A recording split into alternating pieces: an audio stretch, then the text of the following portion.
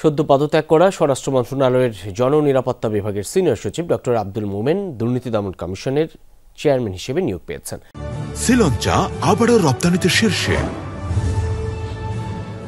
মঙ্গলবার রাষ্ট্রপতি মোহাম্মদ শাহাবুদ্দিন দুদক চেয়ারম্যান হিসেবে তার নিযুক্তি অনুমোদন করার পর প্রজ্ঞাপন জারি করা হয়। এছাড়া দুদকের অপর দুই কমিশনার হচ্ছেন অবসরপ্রাপ্ত জেলা ও দায়রা জজ মিয়া আলী আকবর আজিজি ও ব্রিগেডিয়ার জেনারেল অবসরপ্রাপ্ত হাফিজ আহসান ফরিদ।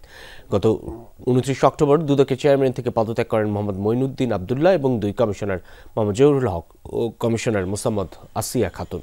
এরপর থেকে দুদকের চেয়ারম্যান ও দুই কমিশনারের পদ খালি ছিল।